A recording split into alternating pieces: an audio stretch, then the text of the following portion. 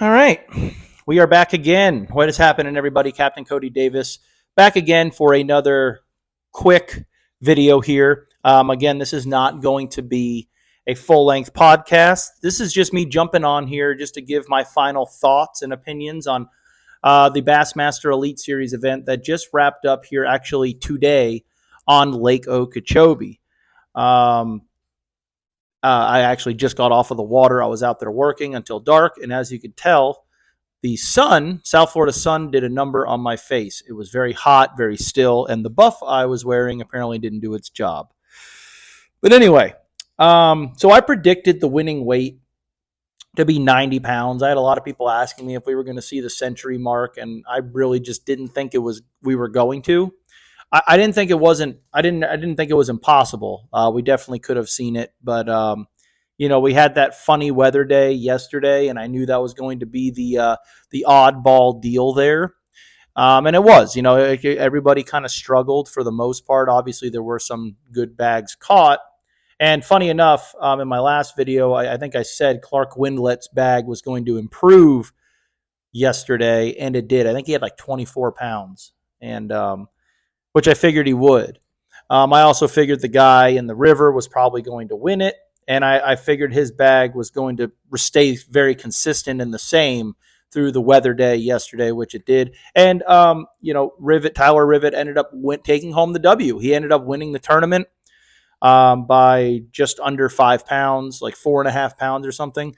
I know nothing about the dude. He seems like a great guy, young, energetic guy, great fisherman, it seems like.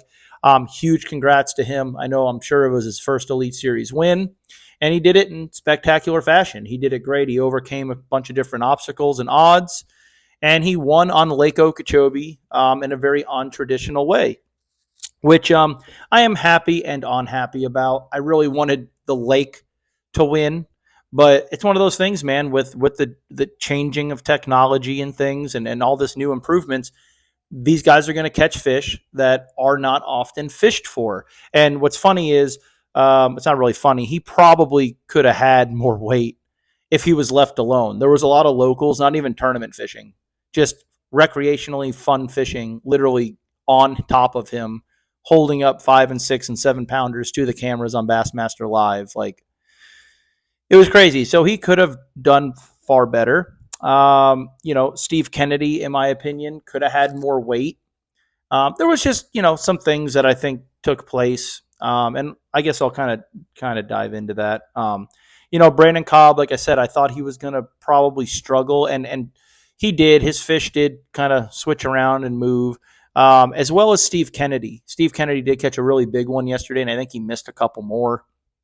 But I'm not even sure what place he ended up in, but I know it was very tough for him today. No clouds, absolutely no wind, and just the amount of boat pressure in that area, I think, finally got to him. Full disclosure, I don't care. I went into where Steve Kennedy was. I've been fishing in there along with the other 100 boats prior to the tournament, and went in there this afternoon, and I think we had 27 pounds in an hour and a half just in that spot alone. We ran all over the lake today. We started the trip at 10 and fished till 7, and burned a lot of fuel today just running around looking at stuff, trying to stay out of anglers' ways, and we'll kind of get into that here in a minute also. But he did struggle. Cook, Windlet, I think, struggled, which I figured he would. No wind where Windlet was fishing is deadly. I know he actually ended up getting in second place, though. Clark Windlet did. So congrats to him. Awesome. Very well done.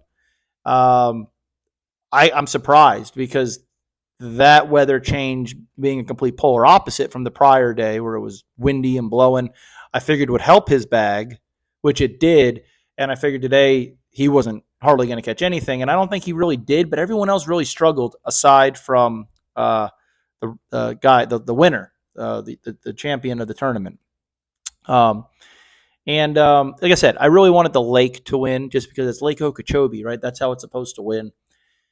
And I'm just going to go ahead and I keep saying I'm not going to address this stuff anymore, but it's like one of those things like with politics, right? Like I don't care what political party you are, but if you're on either side, I always think it's funny when you see people arguing or trying to convince other people to come to their side or come to their side because it's one of those things you're just not going to, especially in today's day and age, you're not going to convince anybody otherwise from their way of thinking, from their state of mind. You're just not going to do it. So when I see things on social media and stuff, I always say I'm not going to address them, and I'm just not going to care. But I do, and I really need to stop doing this. But it's just really funny. Like I'm seeing, like it was like 8 seconds after the guy won, there were all of these Lake Okeechobee sucks. It's going downhill. How sad is it that forward-facing Sonar actually wins on Lake Okeechobee? That's how you know the lake sucks. It's not what it was. Blah, blah, blah, blah, and all this stuff. And I'm going to make something very, very, very clear in this segment right here. There is no one, and I will challenge anyone on this. There is nobody who is more upset about the state of Lake Okeechobee than the person you're watching and listening to right now. I don't have the years of experience that a lot of these people do on this lake. There's far better fishermen and far people with a lot more experience on this lake out there. But I love this lake. It's where I started bass fishing. It's where I restarted my bass fishing tournament deal. I'm not going to say career. It's where I make my living. It's where I met my wife. It means a lot to me. And nobody is more, and like I said, I rely on this lake to make a living as well. There is nobody more upset about the state of Lake Okeechobee than me. And I think that gets very, like, people, I see people taking shots at me on social media saying this and, oh, no, according to some people, the lake looks great. I've never said that. Even to my customers today. And I also want to salute Kobe Krieger, Scott Martin, them two in particular, for using the Elite Series platform to spread the cry for help for Lake Okeechobee. Scott Martin nearly coming in second place after the first day and talking about, everyone's talking about congratulations, this and that. And he still took the time to say, listen, this looks great on paper. And Kobe Krieger did a very good job as well. It looks great on paper, these weights, but the lake is not in good shape at all. And Kobe Krieger put it the best, where he said we need to be proactive, not reactive, and that's very true. My guy said today, he's like, these guys are talking about how bad the lake is, and look at these weights, and it said no, but I mean it's true. Like the lake's the worst it's ever looked, and it's in a very bad state. Yes, the fishing is okay right now. And it's actually good, right? Depending on how you look at it. The fishing is good. But it's us locals on the grand scheme of things are seeing what good means. Like, yes, they're catching these big bags, but there's so much dirty water. There's so much water that's not being fished and that's not being filtered and that just doesn't look right. And it's condensing all the anglers. And it's also condensing all the fish, which in turn is putting a lot more pressure on the fish's spawn. It's making the fishing tougher, right? There's a lot of things going on there, and it's just going to get worse. So yes, like right now, it's like it's still quote unquote fishing good, but it's fishing smaller. Well, eventually, what we're afraid of, and what is inevitably going to happen if we don't change, is the fishing's not going to be good. I mean, how much spawning area can go away and we still have successful spawns of fish? Now, like Kobe Krieger said, the fish population looks good. The fish look healthy, right? But for how long is that going to last with the deterioration of Lake Okeechobee? I am in no way, shape, or form ever trying to hide the fact of that. I am never trying to say, no, the lake looks great. I've never done that. I do not do that. The lake looks like shit. The lake looks terrible. Okay. It literally upsets me every day that I'm out there. Yes, we're catching a lot and giant fish and this and that, but I'm watching the dollar pads go away. I'm watching the hydrilla disappear. I'm watching Bird Island and the Pass literally not be there anymore. I'm watching Kings Bar shrink. Look at what's happening to the south end. I mean, Pelican Bay. I mean, Bill Owen said it. He said, my favorite place to fish on this lake is Pelican Bay, and it is no longer there. And he's right. The dead Reed Bay, where everyone's been fishing the last 3 months, yes, it's great. Alan and Andy had 33 pounds out of there. A lot of 29, 28-pound sacks caught out of there. Bill Lowen had 29 pounds down there in the tournament. Windlet got second, stayed in there all 4 days. Is it a good fishing spot? Yes, but for the integrity and the duration of and longevity of the lake, it's terrible. I mean, it's a giant mass, 300 acres, really, if you count both bays, 500 acres of cattails that are no longer there anymore. And listen, everyone's been asking me, what is this caused from? Um, Everyone's going to say spraying. And we got to be very careful about what we blame on spraying, because the first time we blame something on spraying and they prove that it's not from spraying, all of our all of our all all of our word is useless to them. They're going to use that to their advantage. Say these hillbillies don't even know what the f they're talking about because they're saying this is from spraying when this is from high water. This is damage done from uprooting the cattails from a hurricane in high water. This is from disease. I'm not saying this is right, but I had a customer of mine the other day fishing in there with me, and he said, "Oh, you guys got hit with," and I might be butchering this, spite. Is that, I think that was, or splite or spite. And I said, I don't know what that is. And he said, it's a disease that gets on grass. And he said, that's what this is. If you notice, there's just a clean green line where it's bright green cattails and dead. And that's what this does. And I forget what he said it's caused from. This is a gentleman from West Virginia, Larry, if you're watching. But it made a lot of sense to me because, listen, there are tons of things wrong with the spraying, and I get it. I get it, guys. I get the spraying thing. But to me, that area does not look like that's something that's caused from spraying. And it could be. I don't know everything. I'm not like the Facebook warriors. I claim to know everything. I don't. But it just didn't seem right to me. There's plenty of other damage on Lake Okeechobee from the spraying. But I don't think that's it. But either way, it's something that's not good. I mean, it's going away, and it's not good for the lake. Um, you know, Here's the other thing. I'm a firm believer that the spraying doesn't hold a candle to the amount of damage being done to the lake from the high water. The high water is number one enemy, number one thing. And again, going back to Kobe Krieger and Davey Height, a lot of other pros. Lee Livesey was on there talking, Polinick, and these are people that don't live here and just have, some of these guys, it was their first time coming to Lake Okeechobee, and they watched all the old Roland Martin videos and watched it for years, and they finally get here, and it just doesn't look like it used to, and it's sad. And like I said, I salute all the people from Bass, Mark Zona, Ronnie, everybody on there just kept pounding and hounding about how the lake is going away, and kept referring back to it like, looks good on paper, but look at everyone's crowded, the dirty water, the high water, and just really bringing that message home, because that's what the lake needs. And I get criticized a lot that I don't do that. And I'm going to correct everybody.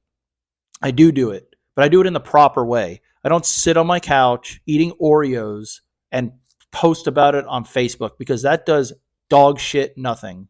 That does nothing. There's absolutely nothing for the fixing of the lake. I do a lot of other stuff. Here's a prime example.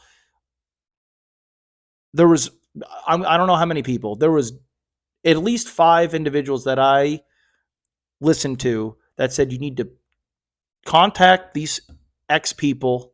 You need to contact these people and let them know that, and spread the message about the lowering of the water and the taking care of Lake Okeechobee.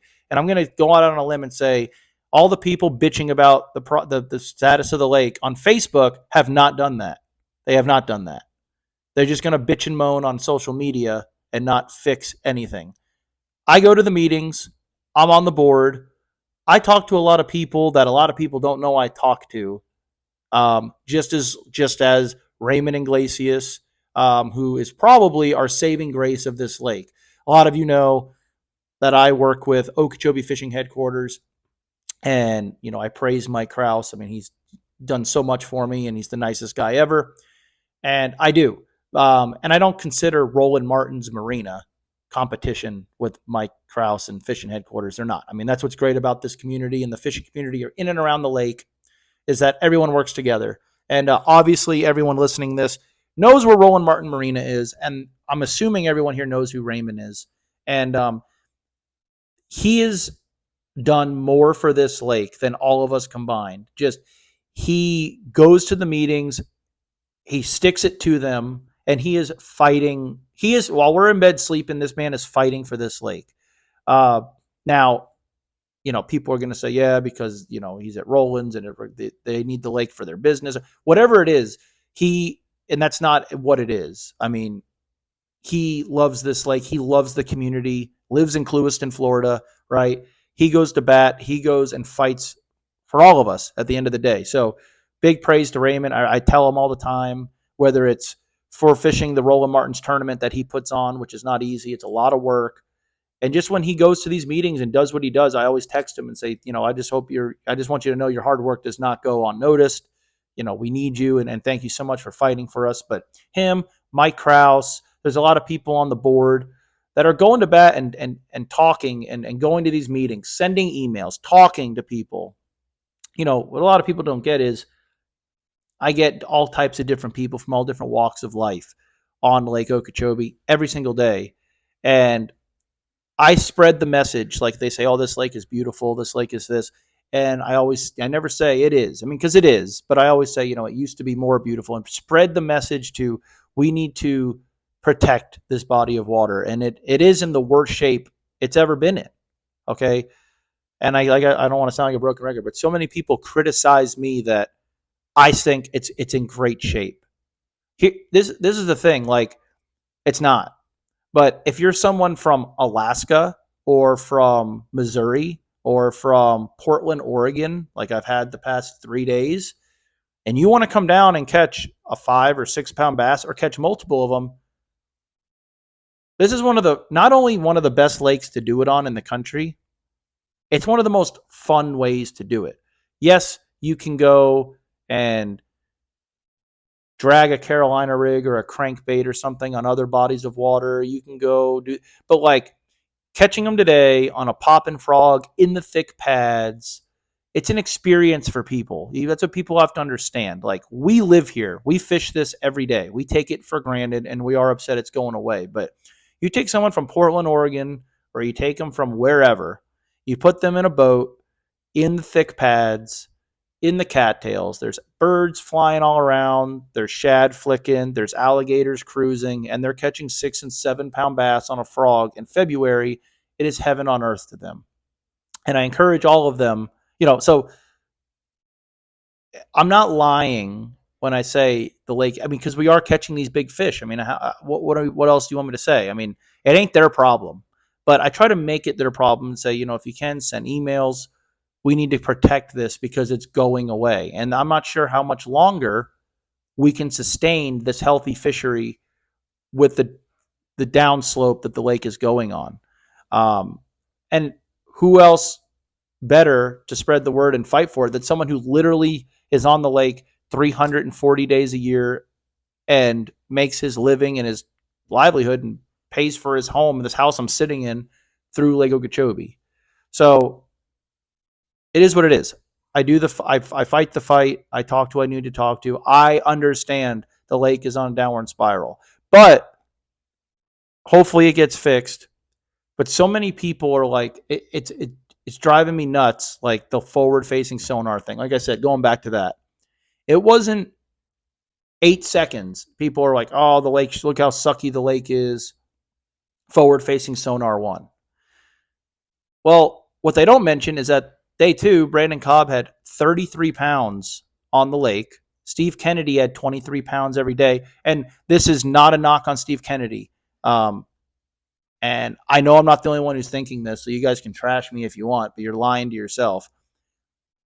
Steve Kennedy's probably up there in my top 5 pros, all right, because he goes against the grain and he's against everything that I hate in a bass fisherman. The guy has like no sponsors. He fished the Elite Series for years in an old-ass Stratus with a VMAX Yamaha.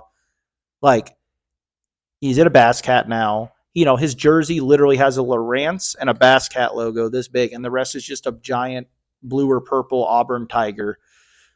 Pays his way, does his own thing, fishes with old Corrado Bs. He fished the tournament with a Corrado D and a Kistler rod that was older than I am, and just does his thing. Catches them all over the country. My best friend Matt Weedo, who's been on here, there's not a bigger Steve Kennedy fan than him. All right. So this is not a knock on Steve Kennedy. I idolize the guy. He's a hammer. He's one of the best fishermen on tour, if not in the world, in my opinion. Catches them all over. But we all know he was doing little things wrong with that frog. Okay. So if you watch the clips, if you watched it live, he caught 23 a day or whatever he caught. He didn't catch it today, I don't think, but we all know. All right. There was the little Okeechobee things he could have done where a lot of us locals would have done and probably had more success. We may not have. We definitely may not have. I'm not saying we're better fishermen than him. There was boat pressure and stuff, but there was just little things that we were all watching. And there's a number of us in a group chat that were talking just like, oh, if he would just do this, he'd catch, he'd get more bites and things. So who knows what caught there. Like I said, I literally just got out of there. I mean, I literally just walked in the door from fishing that spot with a bunch of other locals. You guys know who you are who was in there, and we caught the crap out of them. So there's still a lot of fish in there. But everyone's raving about this forward-facing sonar thing. But when it comes down to it, that fishing has been winning on this lake forever. For as long, I mean, it just wasn't with forward-facing sonar. But you got to look at it the other way. If a lot of the tournaments that were won doing that without forward-facing sonar had forward-facing sonar, they may have caught even bigger bags, if you get what I'm saying. There were, I mean, in the Nick Kaler tournament, when Chris and Kale had 39 pounds, they did catch it in the lake, but I believe there were two 30-pound bags weighed in underneath them. Both of them came in the Kissimmee River. I'm not going to blow up my buddy's spot, but most of us know where he's at. I'm not even going to name who I'm talking about. But there is another gentleman that fishes this lake pretty much exclusively and takes a lot of our money not fishing in the lake, fishing the Deepwater River in the canal, in the lake. Okay. And to my knowledge, he does not have forward-facing sonar. He very well might, but he catches them and won a Rollins Classic, 2-day classic there when the lake was fishing good. All right. Then if you really want to go back, okay, I just saw a picture pop up from my buddy Mike Slippy. He posted on Facebook, and Mike listens to my stuff, and I don't mean to out Mike at all, but this is a compliment. It was a memory on Facebook he shared from 10 years ago. All right. So 10 years ago would have been 2013. All right. Arguably the lake was fishing phenomenal. And he posted a picture that he won a tournament in the Rim Canal. And I know he didn't have forward-facing sonar, and he probably didn't even have a GPS. What people have to understand is that I don't care if it was when Brandon McMillan caught 106 pounds for 4 days flipping Dias Ditch in the mats. All right. We could have, or people could have won and competed with those weights in a canal or in a river. The problem is on the lake. The fish live there. All right. There are fish that live in that Rim Canal and don't leave. Same thing with the river. Same thing with the other surrounding canals and things. But the technology is now getting to where it's more accessible to people, and people are still now just starting to figure it out and play with it. Prior to that, prior to 2012, I'm talking 2000, not in the early 2000s. Not only, I mean, and I'm going to say this as well. Like, I listened to Jason Christie. I listened to a few people talking about, it was weird, like almost listening to them question our mindset on how the lake works. Like that our fish live out in the lake, they move in and they come to you. And that's why they're white bellied and stuff. And then they come in. And there was a lot of these pros saying that they don't believe that at all. They think all the fish live in the grass and it's just a timing thing. And Jason Christie is arguably, he's in my top 5 picks for pros also. I love the guy. I love the way he fishes and everything, but he couldn't be more wrong about that. It's funny. Like, we were listening to it and me and Breezy kind of looked at each other, and Breezy's like, do I need to go get him pictures of grandma? Like, her great grandmother. Okay. So this is what people have to understand also.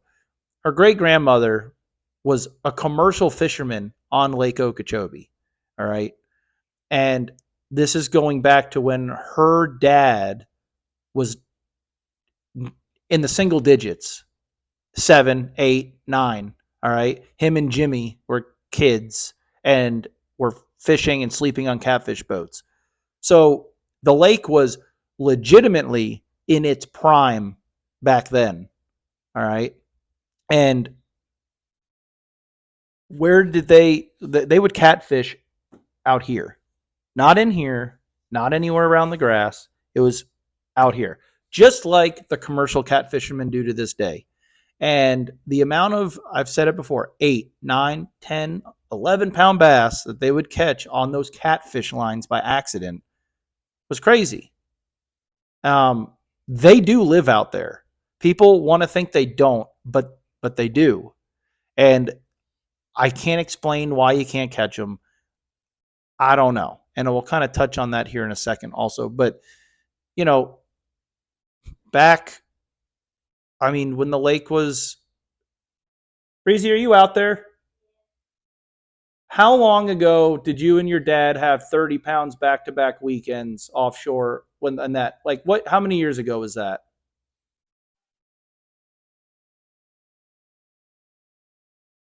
Okay. So Breezy was in high school and she's been out of high school for 10 years. So that's, well, 2012. Before that, 2010. All right. When the lake was so good, everything that they've won has been not only either in a rim canal or a point, but this bag I'm talking about is 4 miles. I shouldn't say four. It's probably 3 miles out into the lake. You can barely see land around you. And I'm not going to name where it's at because it's going to come to fruition here soon, hopefully this summer, because I caught them there last year. And they caught 30 pounds back to back tournaments, won, and never had a GPS turned on just to find the spot, and did not obviously have forward facing sonar.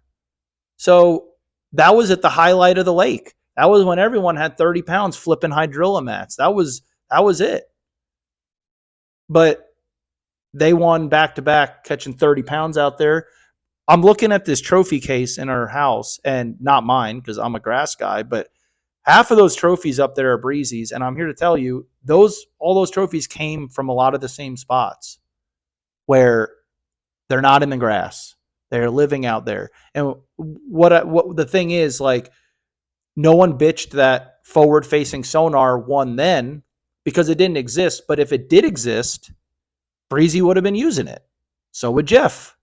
They would be using that and it would have been on, and they probably would have caught 35 pounds looking back. That's what I'm getting at. Like, is the lake in bad shape? Yes. I'm not disclosing that. But don't be like, oh, the lake's in bad shape because forward facing sonar won.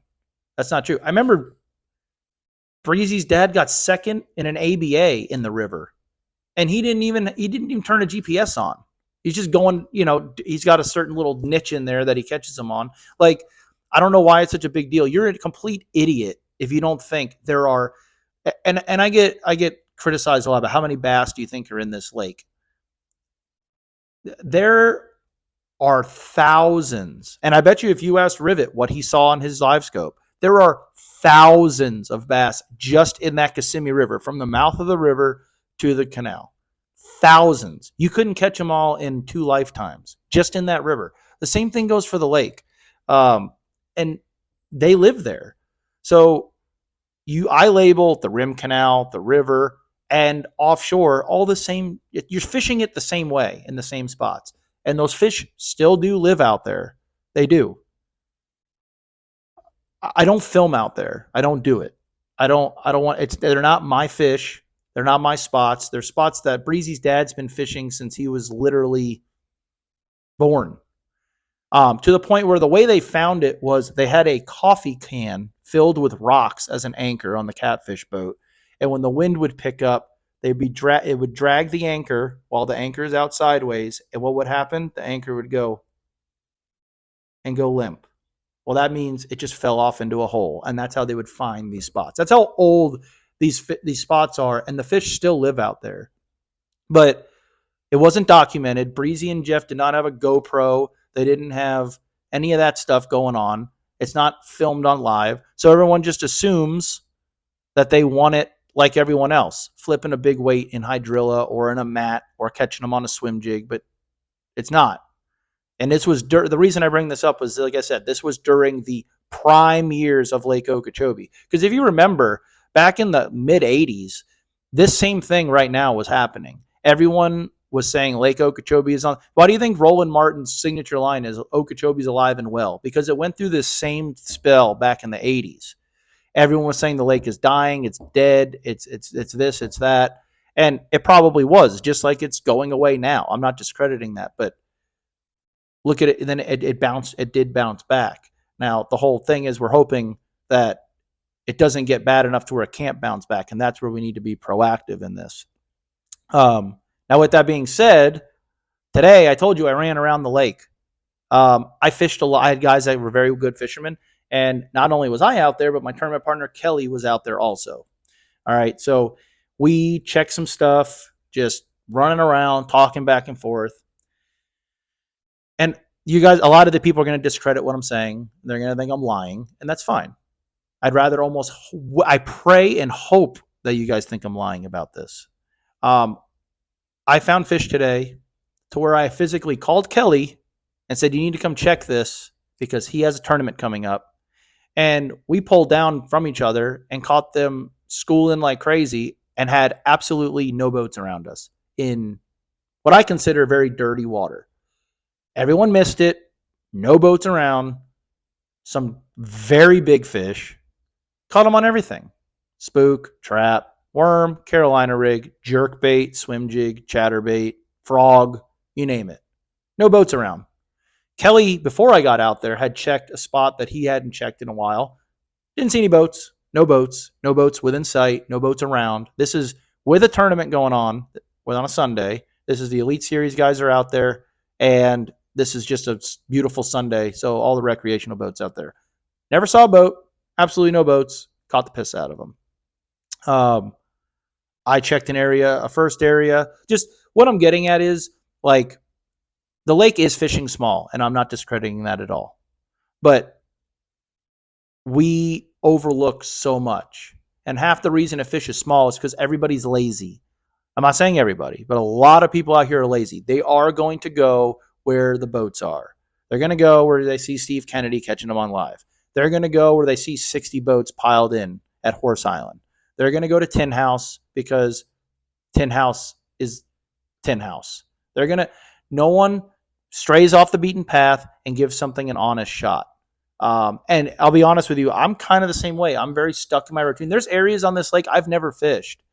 Whereas Kelly hates seeing a boat. Kelly likes to fish by himself. And his number one thing is, are there any boats around? He can't stand seeing boats. And he is not afraid to. A lot of us, I feel like, try to go check random stuff, but we give it a half-assed shot. And if they don't just light it on fire, we go back to the community holes or where we left fish. Kelly doesn't do that. Kelly's the one person I know we could be on the mother lode and he will go fish a 12-hour day and seriously put a work in and be like, man, I never got bit today at all, but I fished all new stuff.